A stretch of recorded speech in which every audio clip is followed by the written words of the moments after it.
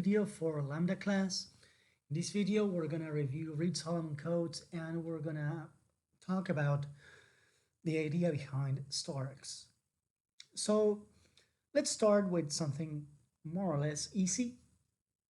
Let's start doing some calculations involving polynomials. Okay, so let's fix a ground field K. Just for the time being, we can think that we're talking about real numbers, and let's take a look at R2 of x. This is polynomials of degree less or equal to 2 and the 0 polynomial, the null polynomial.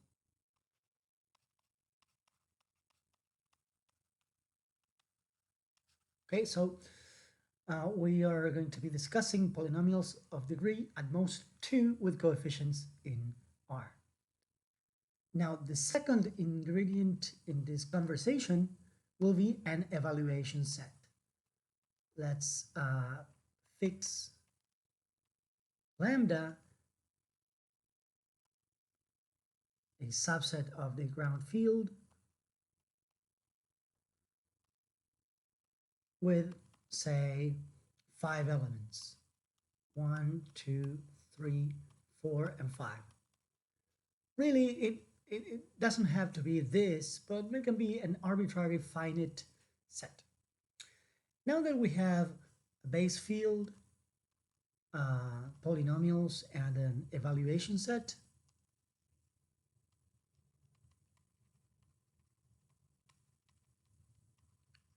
with these ingredients, we're going to be able to define a map. We are going to define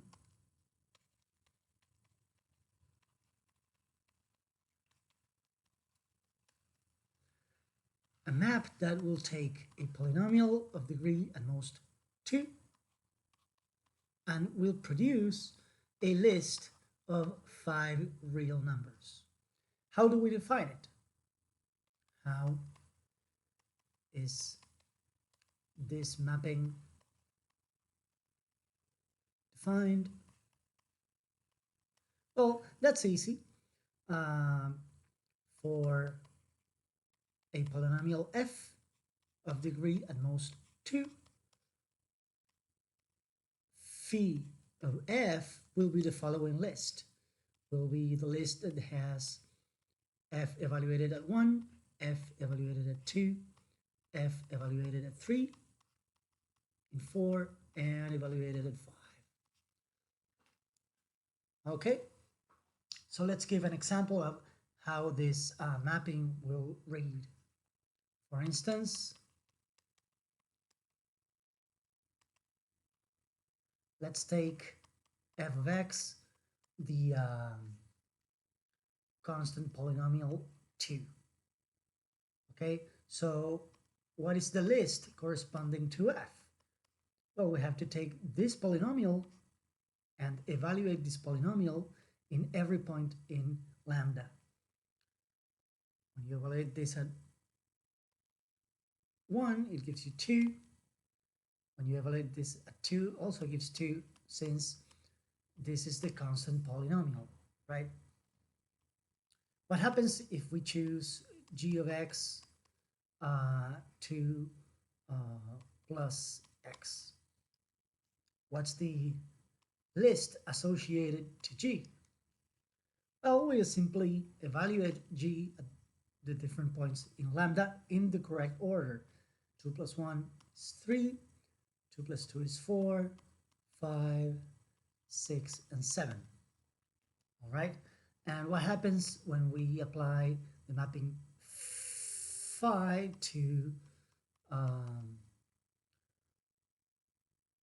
2 plus x squared? What list do we get? Well, we get 3, and we get 6. 3 squared is 9, plus 2 is 11, 4 squared is 16 plus 2 is 18. And finally, 25 plus 2, that's 27. Okay, so these are examples of giving phi a polynomial and receiving on the other end a list of numbers. Okay, so these are simply examples or instances of applying phi to different polynomials, right? So we need to make the following observation. Make the following observation. When the number of elements in lambda is greater than the degree of f plus 1, then phi fails to be a surjective map. For you to have an idea, if you think of, in this case, r to the 5 as this box, then the results of applying phi are here. This is the image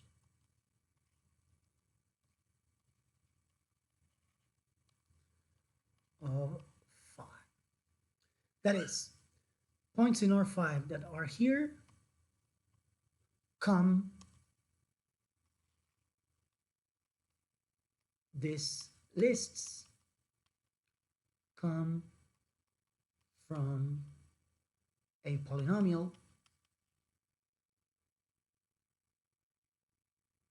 through phi. But points in R5, lists on R5 that are here do not come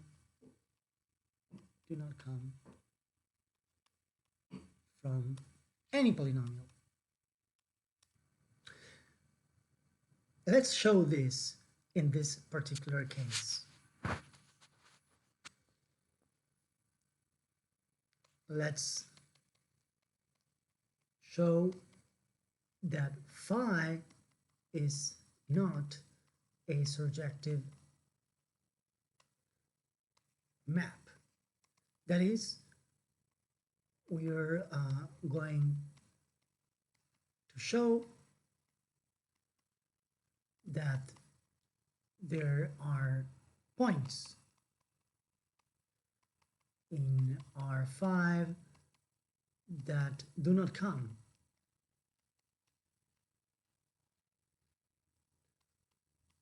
from polynomials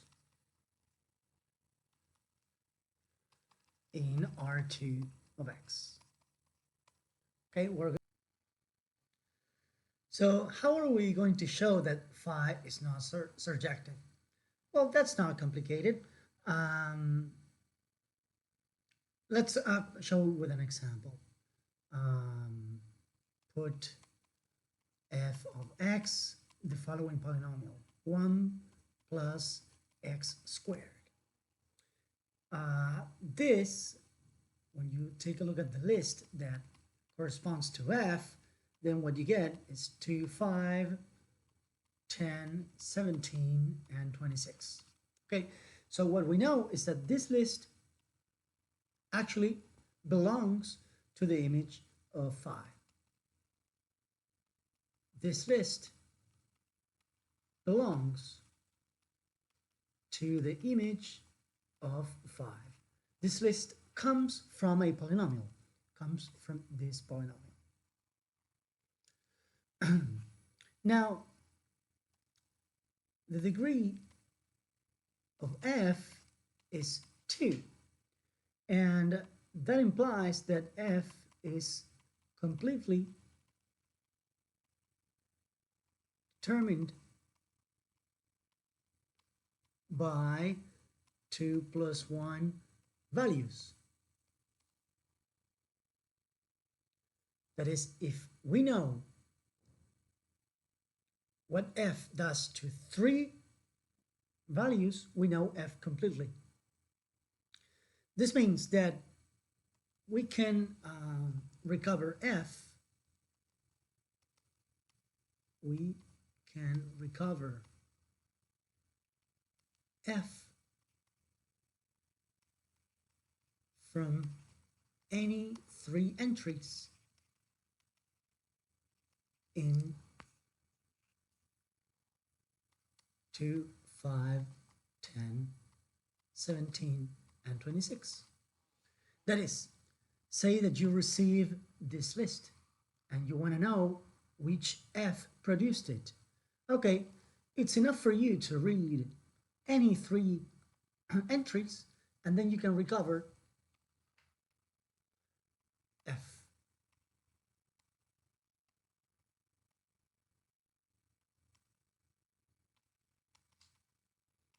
F of 2 equals 5, f of 3 equals 10, and f of 5 equals 26. How do we recover? With Lagrange interpolation.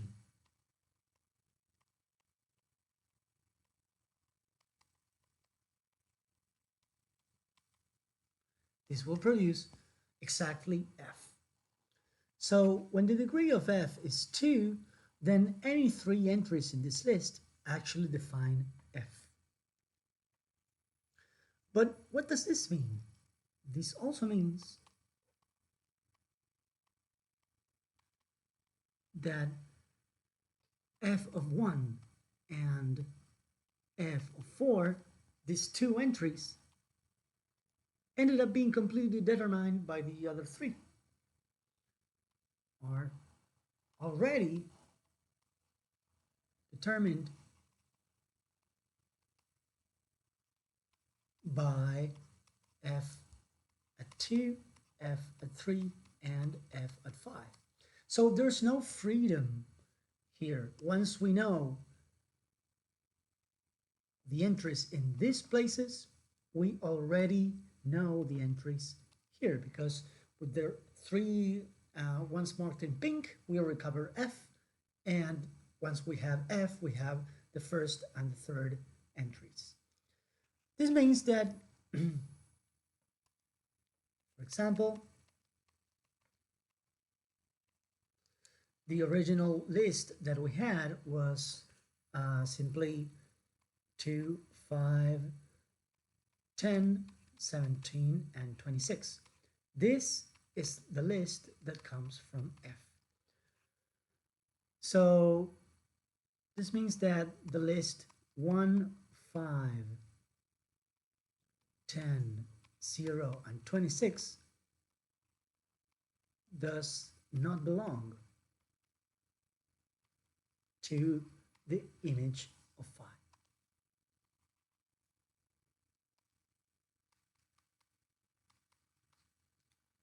Why? Because these three entries already determine these two entries. So this cannot lie in the image of it. Okay, so once we take a look at what the image of F is, then fixing these guys actually prevents this one from belonging to the image. So this means that phi of this whole set R2 of x is included and it's not equal to R5.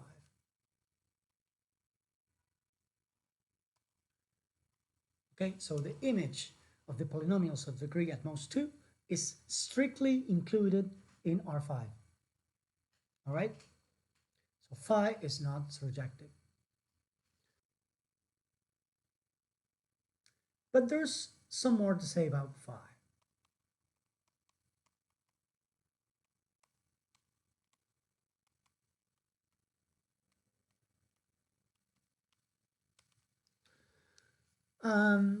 Okay, phi fails to be surjective when the amount of evaluation points is greater than the degree plus 1. But there's more to say. Remember,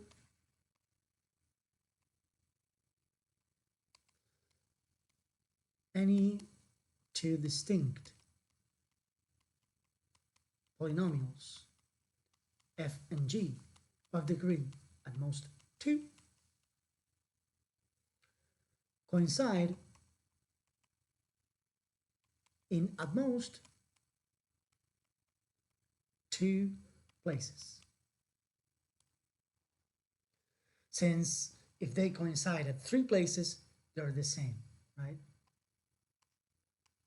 If f and g coincide at 3 entries, then they are the same. Okay, so that's a corollary of Lagrange interpolation. But the important thing for us is that any two distinct polynomials can coincide in at most 2 places. But how do we interpret this? This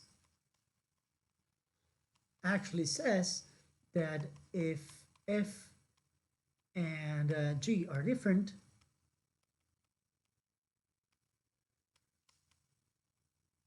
their list or the corresponding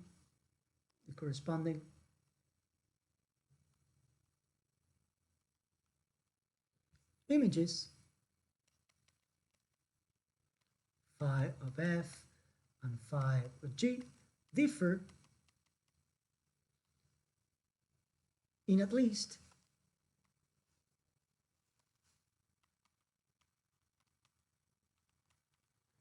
phi minus 2 places.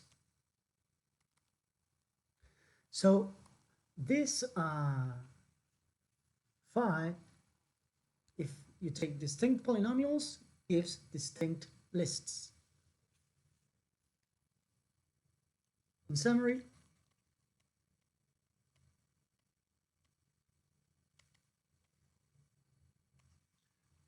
if f is different from g, then the lists are different.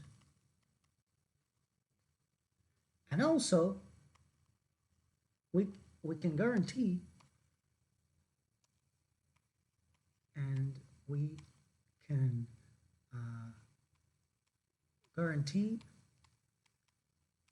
that the lists differ in at least 3 spots. So not only phi is an injection, phi is injected. Different polynomials go to different lists, but also we can say how different they are. We can guarantee that they have at least 3 spots different. Let's grab an example. F of x is 1 plus x squared. And let's take a different polynomial. Let's take x plus x squared. Okay.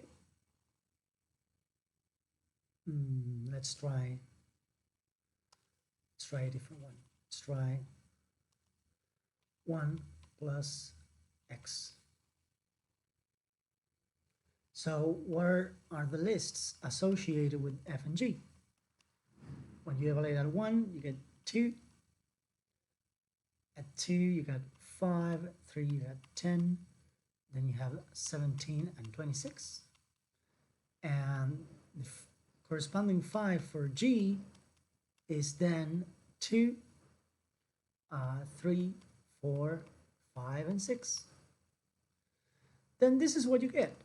You get 2 different polynomials and you get different lists. That's all right. But also we guaranteed that they are different in at least 3 spots. Okay, these are different, and these are different. We guaranteed that they are at least different in 3 spots. So this function of phi really has something to it. So in general, let's fix k field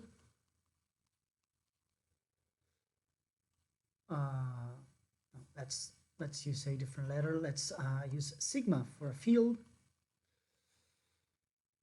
and let's take a look at phi that takes polynomials of degree at most k and gives us a list. This list will lie in sigma to the n. So k is maximum degree of the polynomials, and the evaluation set that we're going to be looking at is an evaluation set such that it has exactly n elements. Alpha 1, alpha 2, up to alpha n. So what we have now is that phi is not surjective when n is greater than k plus 1. And also we also have that phi is injective. Gives different lists to different polynomials, right?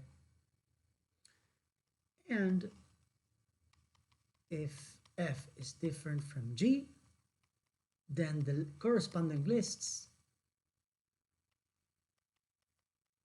differs from the list for g in at least n minus k places. So what are we talking about here? We have a way of transforming polynomials into lists of numbers, right? And in the case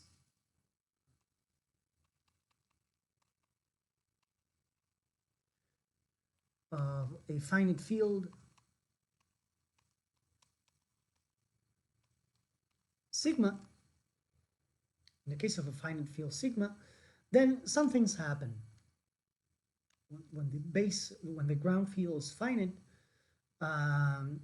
then we want to have lambda included. So if we are going to be talking about n evaluation points, this has to be less than the number of points in the field. So that's to begin with, okay? So in this case, what we have now is that the map phi takes polynomials of degree k with coefficients in sigma and gives a subset of sigma to the n. We call it C, and this is phi of sigma k of x. This is simply the subset generated by this mapping. So this is a code.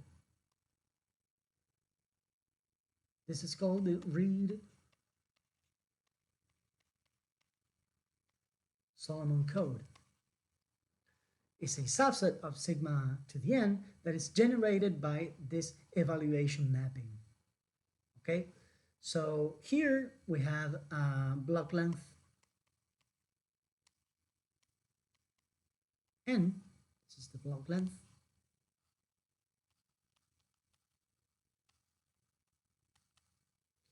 We have k, which is the message length.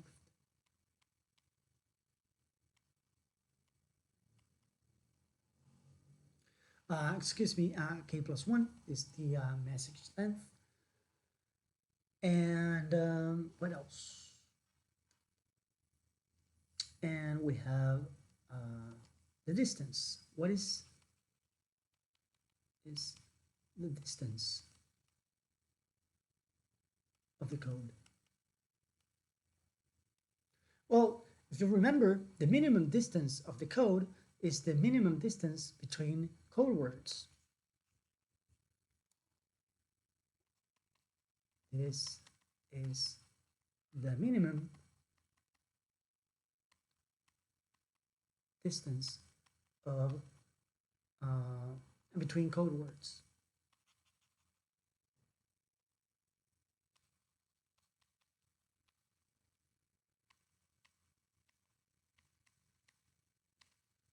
And we have seen that different lists differ in at least n minus k places. Okay, so different code words differ in at least n minus k entries. So the distance in this case is n minus k. So this mapping that takes polynomials of degree at most k and transforms those polynomials into lists of results gives a code, block length n, message length k plus 1, and distance n minus k. So this is the context in which STARKS functions. Okay, and we're going to describe a first way of how can we trust somebody using polynomials. Okay, and this description will rely heavily in this fact that we have repeatedly talked about. Different lists differ in at least n minus k places. Okay, if they're different, they're very far apart. So a little bit more before going into an application observation.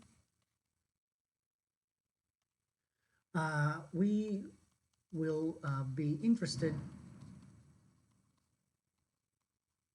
in being able to say how different are two tables coming from polynomials, are two tables coming from polynomials. And this is done using the relative Hamming distance between those lists.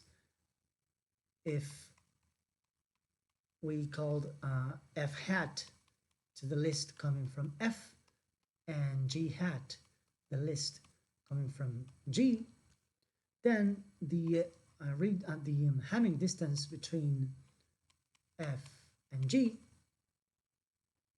okay, this is at least n minus k.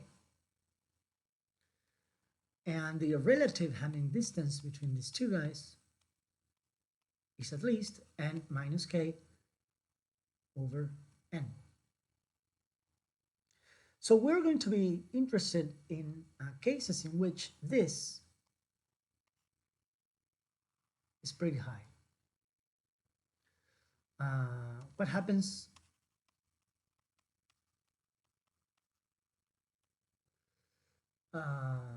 when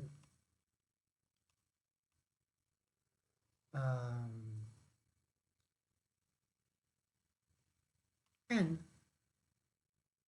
or let's say, yeah, when n is 100 times k. What happens with the block length is 100 times more than the degree. What happens when you take two different lists? Well, in that case,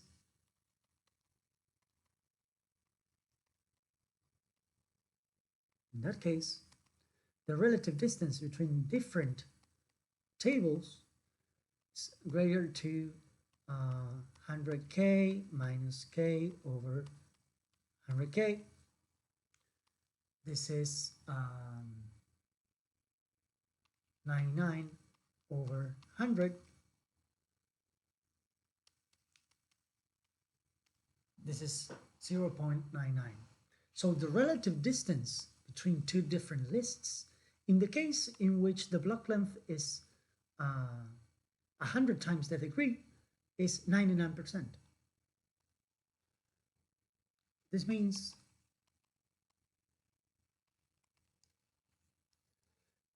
that if the lists are different, they differ in at least 99% of places. So this ensures, if we take a block length sufficiently big, that code words are really separated. If they're different, they're really different. And this will help us provide a safe scheme for accepting claims from a different person. And we are going to explain a protocol in which we can interact with somebody and believe their claims in a very succinct and effective manner, or discard them with 99% of certainty. Okay, now we're going to show how this fact of different lists being far apart helps us to devise a method to believe or disbelieve claims about polynomials. So let's try to give some explanation to this. Running a program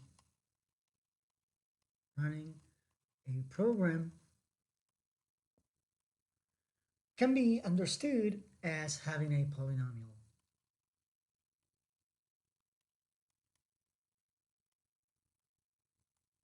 Performing a computation can be understood as having a polynomial.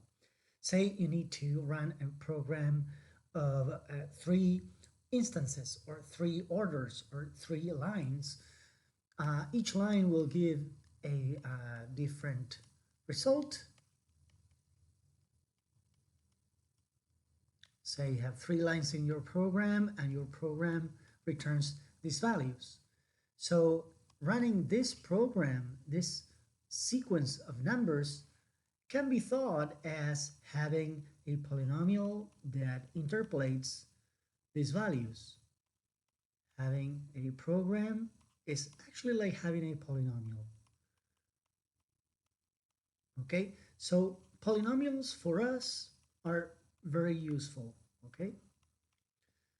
And these are not ordinary polynomials. These are polynomials that take, say, natural numbers and return integers. So we're going to be talking about this sort of polynomials, but in general we can talk about more powerful stuff. For the time being, we're going to stick to this sort of polynomials.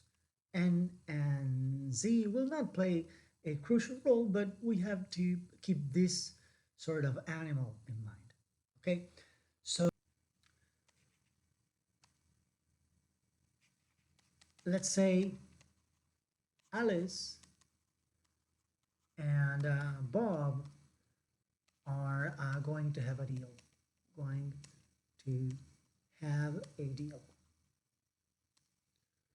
Okay, Bob claims the following. Bob claims, I have a polynomial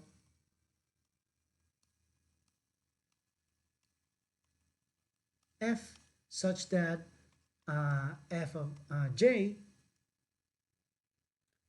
belongs to beta 1 all up to beta k. Now for the first k plus 1 integers. 1 less or equal to j less or equal to k plus 1.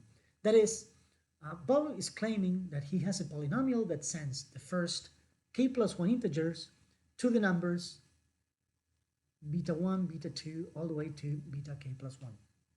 Okay? So that is Bob's claim. He says that he has a polynomial that sends the first k plus 1 integers to the numbers beta 1, beta 2, or beta k plus 1. Since f is specified in k plus 1 points, the degree of f is actually k. So this is Bob's claim. He says he has this polynomial.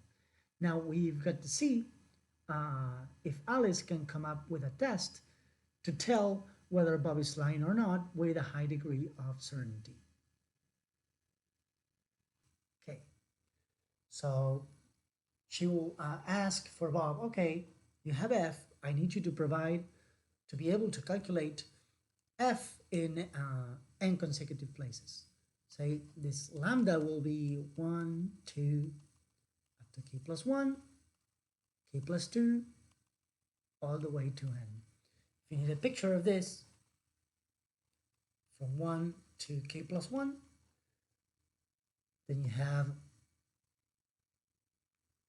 the region in which Bob says he interpolated f, and then you have the rest of the slots, all the way to n. So that's the first idea that Alice had. Bob claims that he has f running from 1 to k plus 1, and she will demand that Bob also construct this last part of the list. Okay, so that's the first thing Alice will require.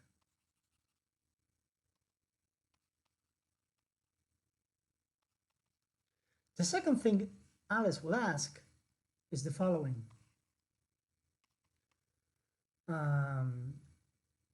I'll hand you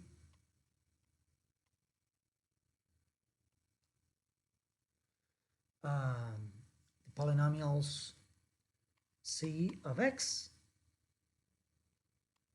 which will be the product of x minus beta j from 1 to k plus 1, and the polynomial d of x, which is simply the product of x minus j for j from 1 to k plus 1. I'll give you these two polynomials, and I'll require a polynomial h of x also evaluated at lambda. So Alice is asking for a second list of numbers called h of x. Okay, so the final step is the following. I'll choose a random x naught in lambda, and I'll accept your claim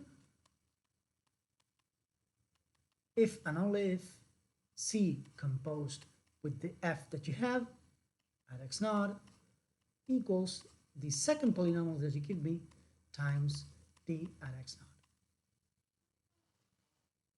So this is all I'm asking. If you claim that you have f, I need you to evaluate f at a table which is big enough, and I need you to produce this second polynomial h of x also at a big table.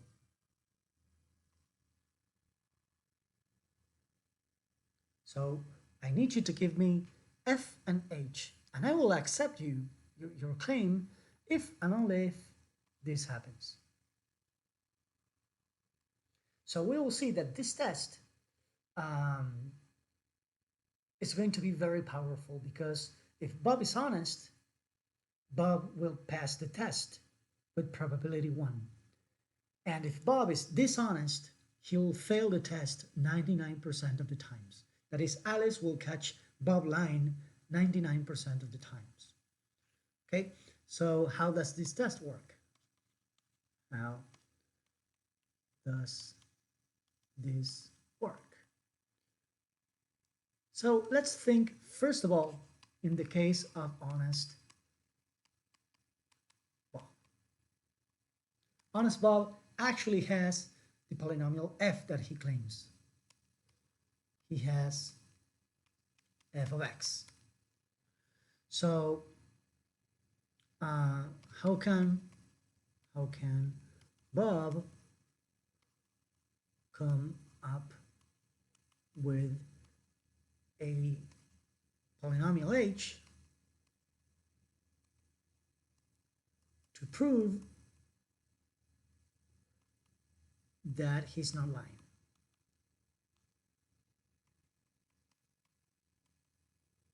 Well, that's not that complicated, because Bob studied algebra.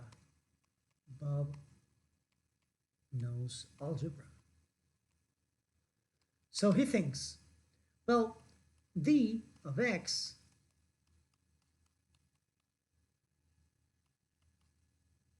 is a polynomial that vanishes at every integer between 1 and k plus 1. Vanishes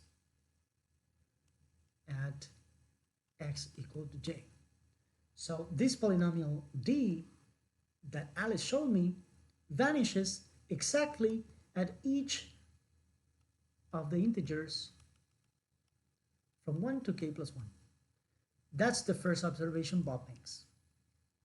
The second observation Bob makes is that c of f of x is the product of f of x minus beta j. J from 1 to k plus 1. And also, Bob realizes that c of f also vanishes at 1 to k plus 1. Because if you take one of those integers and evaluate the polynomial, his f, the f that he has, gives c at beta j. And the polynomial that Alice gave him actually vanishes at beta j. This polynomial that Alice gave him vanishes exactly at beta j. So he realizes that d and c composed with f vanish at the same points. So since the degree of c composed with f is greater than the degree of d, then c of f is divisible by d. This means that there exists an h, a polynomial h, such that c at f of x can be written as h of x times d of x. Let's call it, let's change the name, let's put q.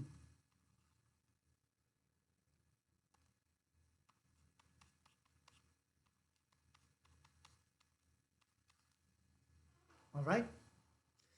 So he realizes that d and c composed with f share the first k plus 1 roots. So he's able to perform that division. So Bob hands Alice the polynomial q of x. And what happens next? Um, Whatever x naught Alice chooses, when she performs C of f of x naught, this will be equal to Q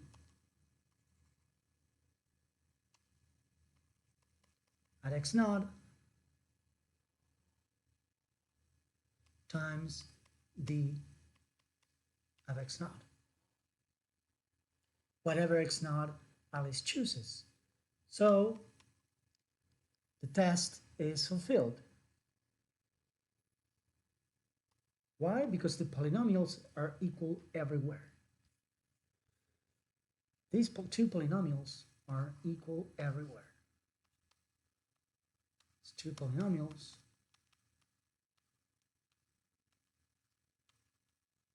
agree everywhere.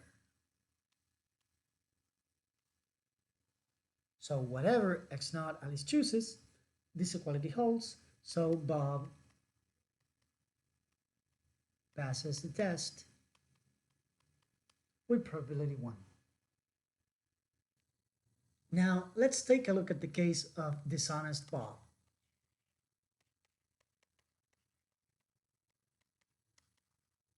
And we will show that Alice will catch Bob with a very, very high probability. Okay, so if Bob is dishonest and Bob is lying, Bob's polynomial does not do as promised. Is such that for certain j, f of j is not any of the betas. Okay, so what happens now?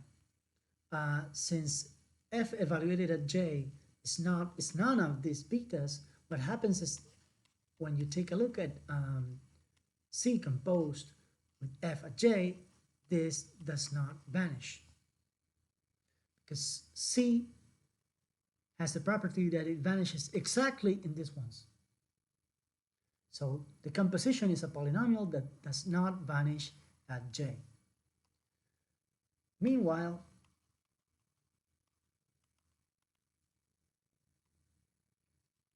for every polynomial h of x times d of x vanishes at j, since d vanishes at j.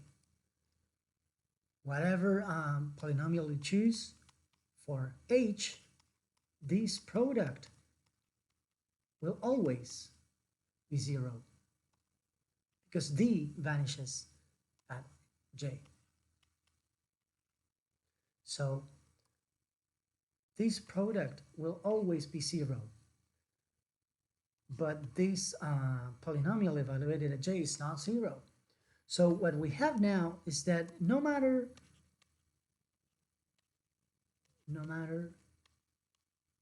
what polynomial h Bob hands back to Alice, the polynomials C composed with f and h of x times d of x, they are different. So if these two polynomials are different,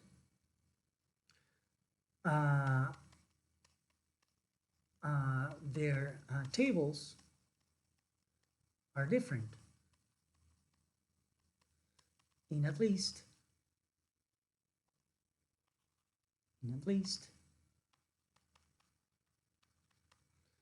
99% of their entries. And this means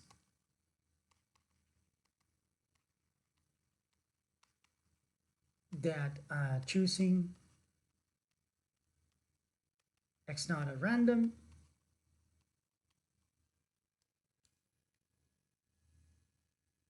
the tables at x naught are going to be different with a probability of 0.99. So this guarantees that Alice, choosing at random a position in the table, will see different entries, okay, with probability 0.99. This means that Alice catches dishonest Bob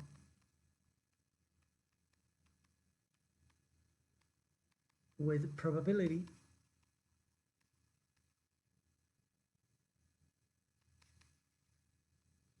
0.99. So this test is very powerful. In case Bob is honest, he has the chance of passing the test with probability 1, and if he's dishonest, he will fail the test with probability 0.99. So Alice's test is very powerful, and Alice needs to just take a look at the table at x naught. Alice just looks at the table of H in the x naught position and the table of F in the x naught position. So this means that Alice makes only 2 queries. She requires a longer list of information, but she makes only 2 queries.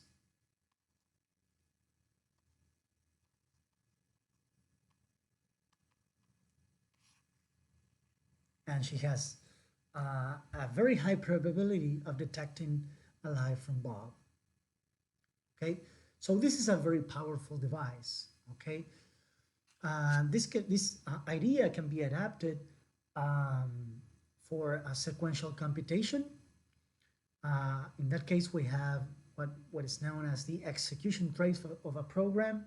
We can follow step by step if a computation has been done. Okay, so this is just one example of how STARKS can be used. Okay, and this is all based on the idea that different polynomials give wildly different tables. And if we get the block length to be big enough, those different tables are going to be very different. And this will give us a high probability of catching a dishonest Bob. Okay, so this is it for now. Stay tuned, because in the following videos we're going to talk about group theory and also low degree testing, and it's going to pave our way to fry and deep fry. Okay, see you in the next one. Bye.